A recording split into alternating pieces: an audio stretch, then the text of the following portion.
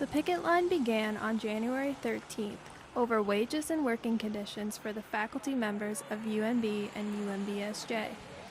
They wanted a salary equal to those of other Canadian universities of similar size. The university offered 9.5% raise over 4 years, while the Association of University of New Brunswick teachers wanted more than 23%. About 550 full-time professors, librarians, and teaching staff left their jobs until the strike ended on January 30th.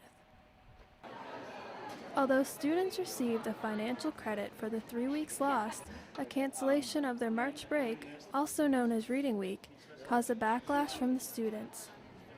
Given how the strike was really rough on all three parties, students, administration, and faculty, to salvage any semblance of our semester is really the only option if UNB wanted to stay competitive with students doing summer jobs and graduating our students on time. I was pretty neutral on it. I really didn't have any plans, so it didn't really bother me too much, even though I kind of feel for everyone that didn't get to have one. Students created a petition to reinstate their break on an online petition site called change.org. Close to 3,000 signatures were collected, but that wasn't enough to have it restored. Peter McDougall, UNB's Associate Vice President for Human Resources and Organizational Development, was aware of the students' concerns. I think it's a very difficult balance to try and find. Some students were principally concerned about maximizing the amount of education time they had received. For other students, perhaps that wasn't as much of a concern. And for some students, there was a concern that an uninterrupted period of school would be quite intense for them. Eliminating tests and due dates took some stress off the students while they continued their classes. There's basically no assignments or anything due. I could see how some students might still feel stressed about leaving just in case they do miss something like during a class or something like that.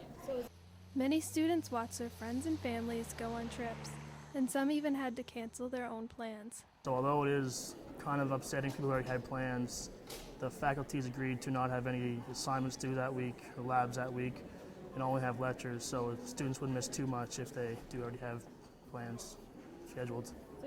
A number of factors went into the decision to cancel March break. A discussion made by the University Senate ultimately made the final verdict. So what they considered was the number of days that had been lost due to the labor disruption, and then they worked backwards from the date when we hold our convocations and tried to assess how many days that had been lost could be recaptured without having to postpone the commencement ceremonies, and also to try and fit everything in so that exams ended before the end of April. So it's really our only option in terms of, say, maintaining a decent end of the semester time so our students can get into good summer jobs and graduate on time. Along with the cancellation of March break, the university is extending the school year until April 17th to make up for lost class time. Even though it was tough for UNB students to watch other universities take their break, they're now on the right track to completing their school year on time. For Stu Journalism, I'm Sarah Langis.